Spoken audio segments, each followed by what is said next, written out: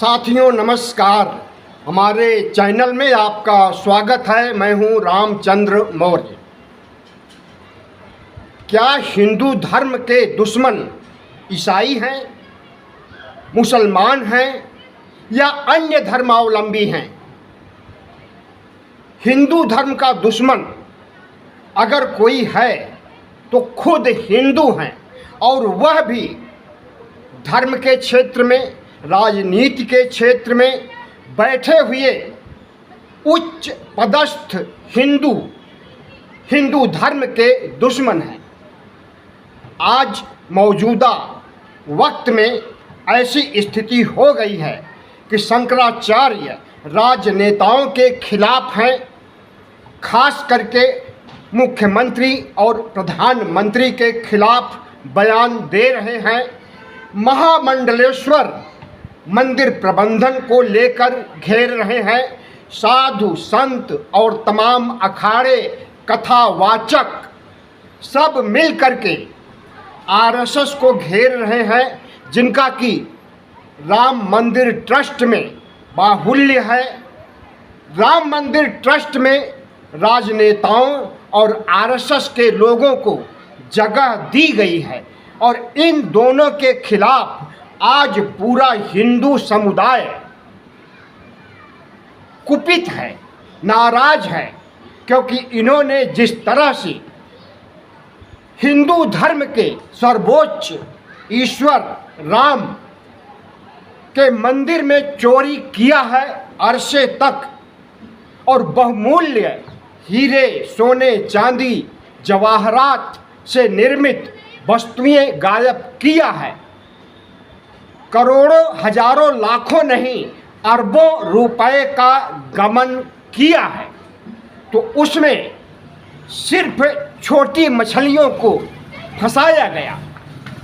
मंदिर प्रबंधन यानी मंदिर ट्रस्ट के प्रमुख और उसके अध्यक्ष को गिरफ्तार नहीं किया गया। आज अगर हिंदू समुदाय में गुस्सा की भावना है तो पहला गुस्सा तो इसीलिए है कि मंदिर में चोरी कैसे हुई और क्यों हुई, और अगर हुई तो मंदिर प्रबंधन ट्रस्ट को जिम्मेदार क्यों नहीं माना जा रहा है, और इसके शीर्ष पर बैठे चंपत राय को, नृपेंद्र मिश्र को और अन्य को क्यों नहीं गिरफ्तार किया जा रहा है। शंकराचार्य अभिमुक्तेश्वरानंद अरसे से मुख्यमंत्री योगी आदित्यनाथ से खफा है। माघ मेला क्षेत्र में उन्हें आगे न बढ़ने देने के समय से ही शंकराचार्य पहले मुख्यमंत्री को निशाने पर लेते रहे, और अब उनके दायरे में प्रधानमंत्री भी आ गए हैं। और जिस तरह से मंदिर में चोरी, डकैती, लूट की घटनाएं हुई है, उसे लेकर के वह किसी न किसी रूप में अब मुख्यमंत्री और प्रधानमंत्री को भी दोषी बता रहे हैं।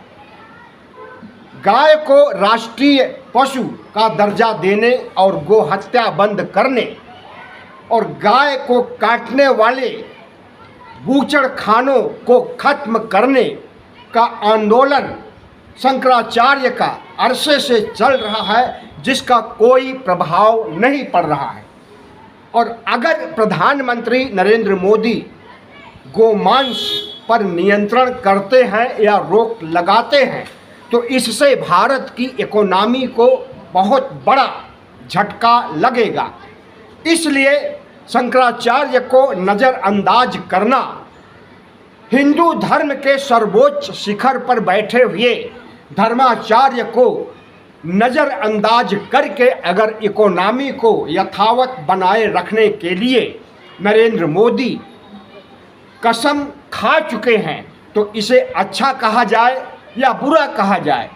शंकराचार्य और तमाम हिंदू तो इसे बुरा कह रहे हैं, लेकिन देश को समझने वाले देशभक्तों के लिए यह एक बुरी खबर है। अगर गोमांस पर नियंत्रण लगेगा तो सिर्फ गाय पर ही नहीं, बल्कि भैंस पर और दूसरे अन्य पशुओं पर भी रोक लगेगा।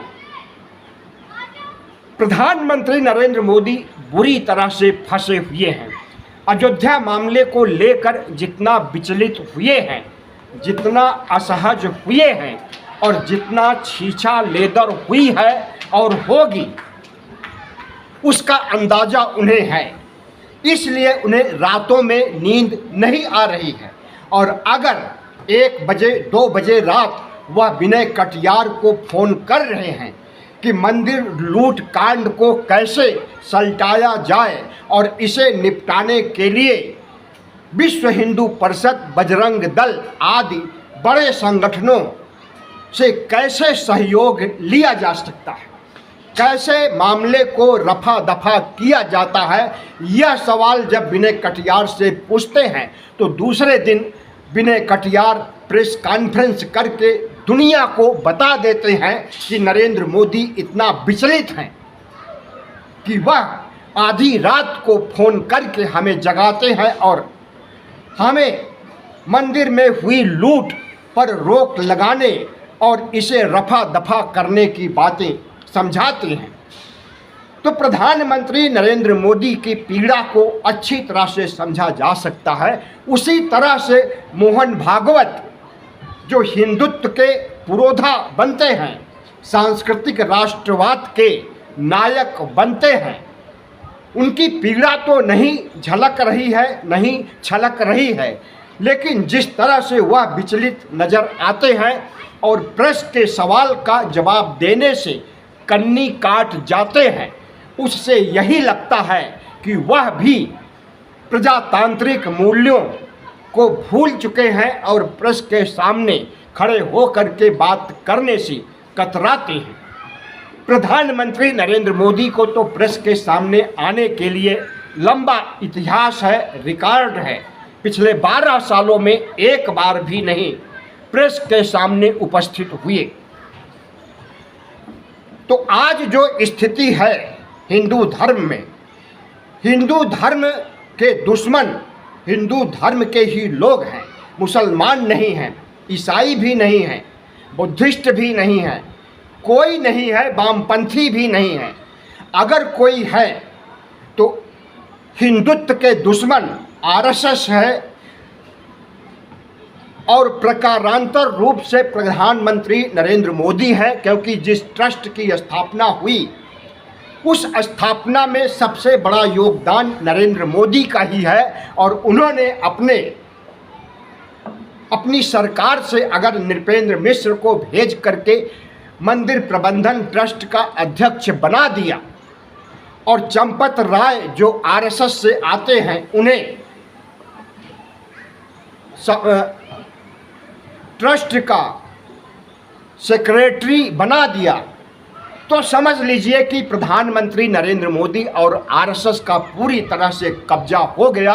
और इन्हीं के इर्द गिर्द घूमने वाले या इनके चेले चपाड़े जो भी कहें, उन्हीं को अवसर दिया गया राम मंदिर में कर्मचारियों के रूप में। और वही कर्मचारी अगर इस देश के साथ मंदिर में धोखा करते हैं, भगवान से धोखा करते हैं, भगवान के सामने सीसीटीवी के सामने सरेआम चोरी करते हैं, तो वह सीसीटीवी भी डिलीट कर दिया जाता है। और भगवान तो आज तक जो कुछ देखे होंगे अपनी जुबानी बयां कर ही नहीं सकते हैं, भले ही कितनी बार उनके अंदर प्राण प्रतिष्ठा किया जाए। हम समझते हैं कि राम मंदिर में अगर चोरी हुई है, लूट हुई है, तो इससे राम की भी फजीहत हुई है। राम जब अपनी संपत्ति, अपने चढ़ावे की रक्षा नहीं कर सकते हैं, तो वह इस देश की, इस दुनिया की और इस सृष्टि की रक्षा कैसे कर सकते हैं?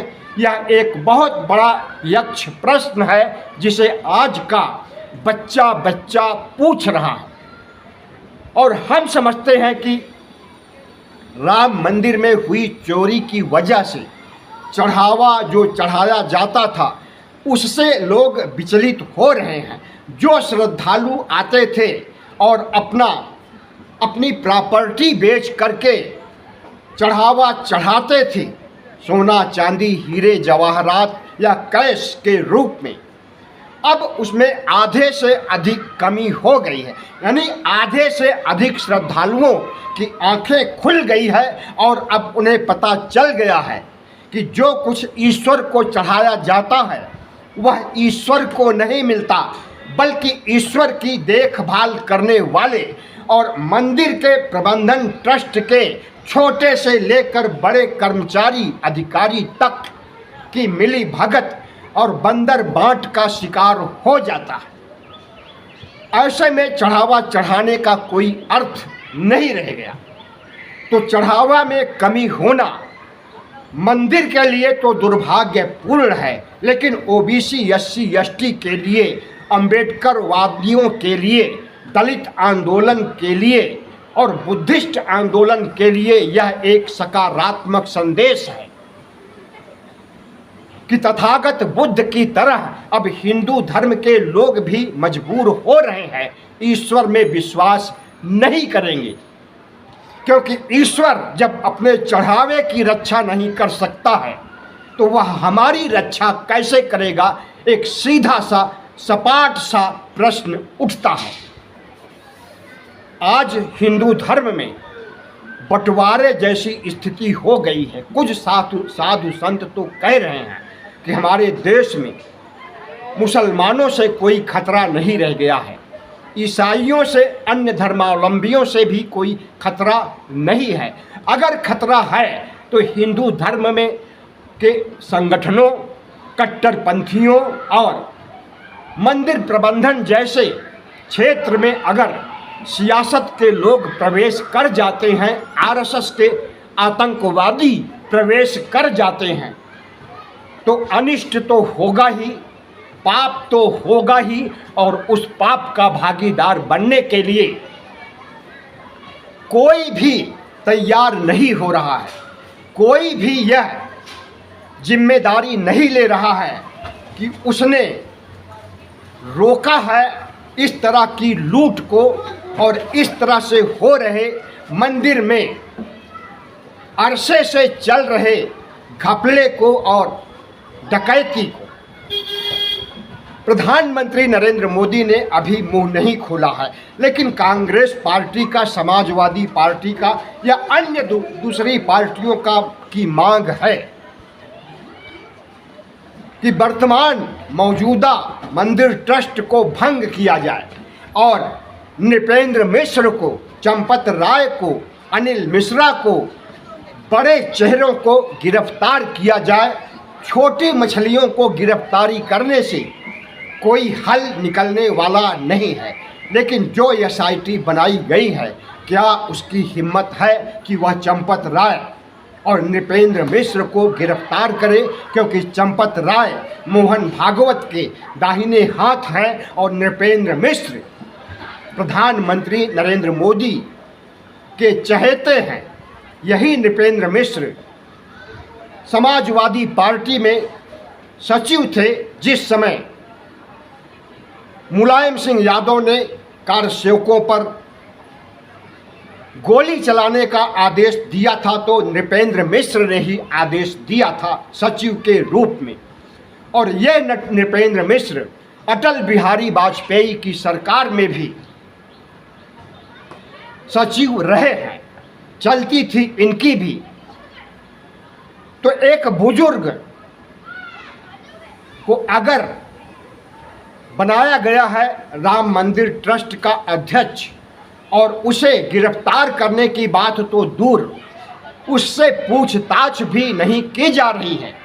चंपत राय से भी पूछताछ नहीं की जा रही है, हालांकि दोनों लोग इस्तीफा दे चुके हैं, लेकिन इनसे पूछताछ नहीं हो रही। और इस्तीफा देने के लिए जब SIT का दबाव पड़ता है, मामला भंडाफोड़ होता है। अखिलेश यादव ने भंडाफोड़ किया था ट्वीट करके, उसके बाद एक से एक खुलासे होते गए और पता चला कि 200 करोड़ से कहीं अधिक 1400 करोड़ तक की धांधली और लूट हुई है।